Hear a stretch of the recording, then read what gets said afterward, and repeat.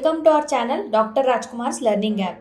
In this modern generation, we have witnessed so many development pertaining to the medical science, and in addition to that, ongoing research has increased our anticipation undoubtedly.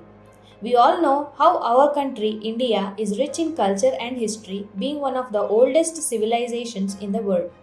With the great inventions and discoveries, our country has contributed a lot to the world by introducing Zero, Ayurveda, and many more.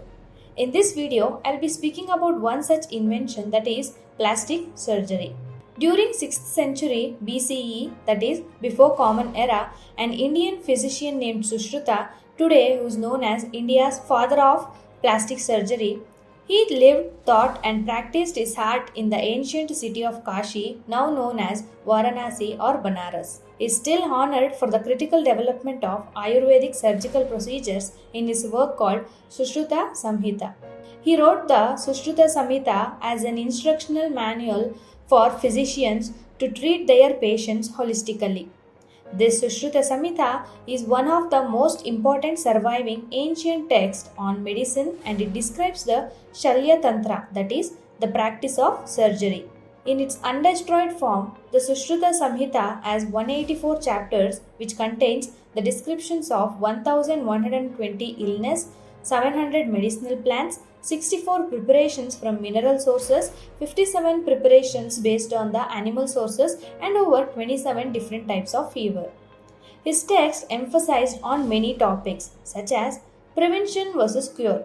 Sushruta asserts that a physician should invest the effort to prevent diseases as much as curative remedial procedures.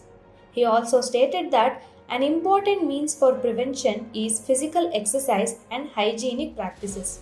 The second topic he emphasized on is human skeleton. The Sushruta Samhita states that the professors of Ayurveda speak of 360 bones, but books on Shalya Shastra known of only 300 bones.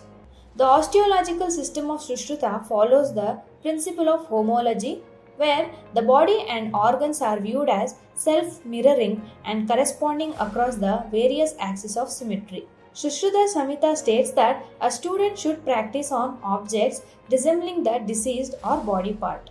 For example, incision studies are recommended on Pushpapala, that is squash, Alabu, that is bottle gourd, Trapusha, which means cucumber, or leather bags filled with fluids and bladders of dead animals.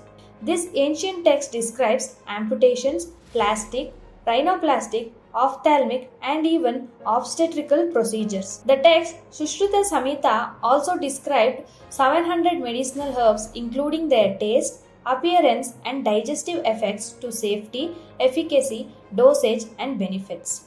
Rhinoplasty, informally known as the nose job, is a surgery performed to achieve two results.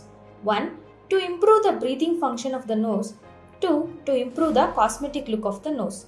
Sushruta's treatise provides the first written record of a forehead flap rhinoplasty, a technique still used today to reconstruct a nose. The text mentions more than 15 methods to repair it. These include using a flap of skin from the cheek or the forehead, which is akin to the most modern technique today. Do you know, in those days, rhinotomy, which means amputation of nose, was a form of punishment? The nose in Indian society has remained a symbol of dignity and respect throughout antiquity. Convicted criminals would often have their nose amputated to mark them as untrustworthy. But amputation was also frequently practiced on women accused of adultery, even if they were not proven guilty. Once branded in this fashion, an individual had to live with the stigma for the rest of his or her life. The reconstructive surgery, therefore, offered a hope of redemption and normalcy. So this was a brief explanation on the contents of Sushruta Samhita.